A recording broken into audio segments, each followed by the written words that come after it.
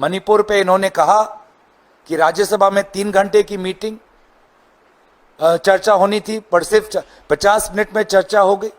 और यहां पर भी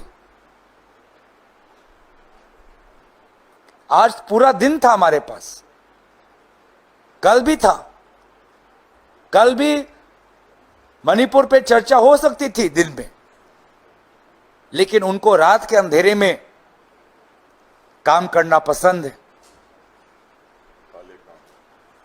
और मेरे पिताजी कहते थे कि रात में कभी कोई नेक काम नहीं होते, और यही हुआ। मणिपुर को लेकर पूरा भ्रम फैलाया गया, पूरा झूठ फैलाया गया।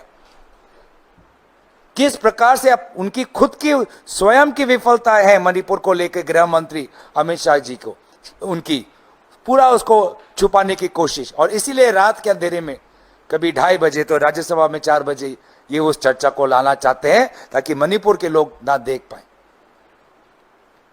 वक्फ को लेकर मुझे लगता है कि जिस प्रकार से विपक्ष ने अपनी बातों को रखा, हमारे बातों में, हमारे तर्क में, हमारे जज्बे में जो वजन था, उसका उत्तर भाजपा के पास नहीं था। संख्या भले ही उनके पक्ष में थी, लेकिन वो तर्क में हमसे हारे, वो जज्बे में हमसे हारे, और ऐसा कुछ भी ठोस बात वक्फ संशोधन के पक्ष पे नहीं बोल पाए, ना इस बात का वो उल्लेख कर पाए कि 2013 के जो अमेंडमेंट आई वक्फ संशोधन को लेकर, उस पे भाजपा ने सर्वसहमति से उस समय क्यों समर्थन किया।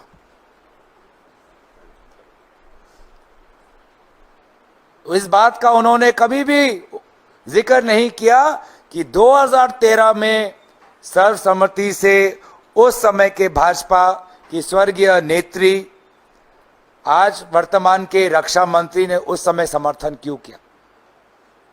तो इसीलिए आज पूरे देश ने देखा कि किस प्रकार से कांग्रेस पार्टी और विपक्षी दलों ने संविधान, भारत की पंथ निरपेक्ष संस्कृति, सनातन धर्म की, वसुदेव कुटुंबकम की संस्कृति को दोनों लोकसभा और राज्यसभा में भरपूर जोर से प्रकाशित किया और सुरक्षित रखने की हमने कोशिश की।